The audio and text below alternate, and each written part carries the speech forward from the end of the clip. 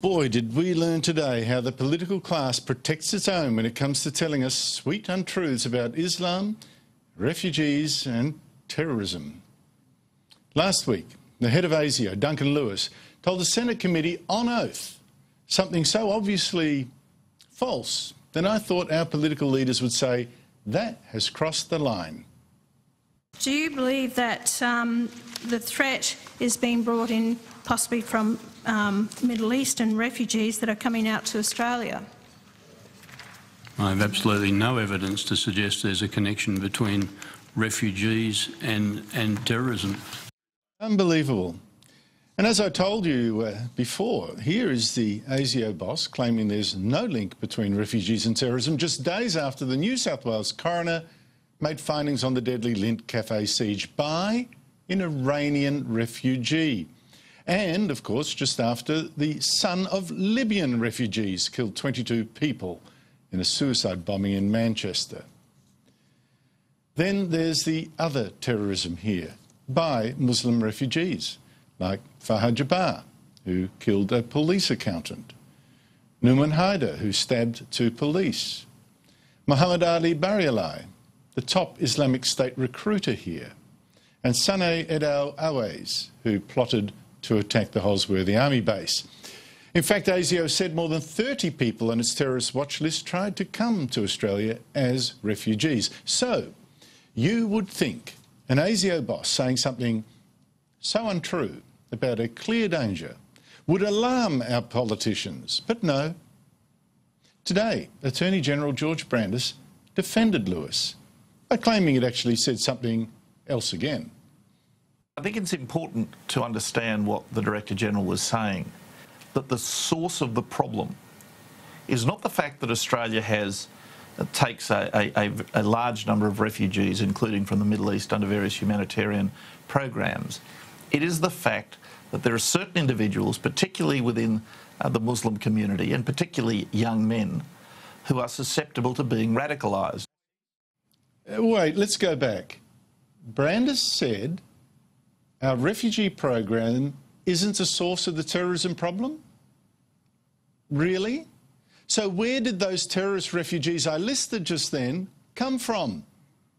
A cornflakes packet? Labor leader Bill Shorten also covered up for Lewis. It seems to me that Duncan Lewis is making the point that there are criminal terrorists. They don't represent a whole population of people and they don't represent a whole religion. They're just criminal and evil. Fine, but that's also not what Lewis said either. Let me remind you. I have absolutely no evidence to suggest there's a connection between refugees and terrorism. And that is false. Why won't our political leaders say so? Well, I think the ASIO boss does realise he did mislead the Senate because he gave a rare interview today to the ABC, Safe Territory, and he did admit there was a kind of link between refugees and terrorism after all. There are, without question, Fran, and I don't resile from this, there are members of the either former refugees or the sons and daughters of refugees who are in the group that have resorted to radicalisation. OK, but then Lewis added this. It is not because they are refugees that they become terrorists. It is because of the adoption of this Sunni extremist view. Again, that's probably true, but it is also what's called making a distinction without a difference. Bringing in Muslim refugees brings in more people prone to fall for that jihadist strain of Islam, and that does put more Australians in danger, and that is exactly the risk that Lewis last week seemed to deny. Now, I should thank Lewis for at least now changing his tune on something he said 2 years ago, that he didn't buy the notion that the issue of Islamic extremism was in some way fostered or sponsored by the Muslim religion. Well, that was also false. Today, Lewis admitted terrorism is fostered by at least a radical Sunni version of Islam.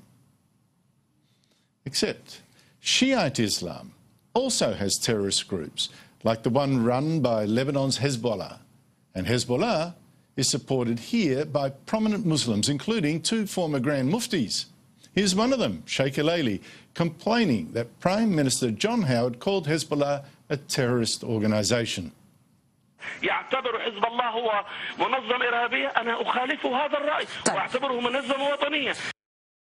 Now, I get that the head of ASIO doesn't want to demonise the many Muslims here who don't support terrorism and who do help our agencies to catch extremists. Fine. But ASIO must give all Australians confidence that they are being told the truth. It must also not spread false information that encourages people to think there's no real problem here that needs fixing. And Lewis still hasn't acknowledged a plain fact. Bringing in Muslim refugees does indeed expose us to more danger.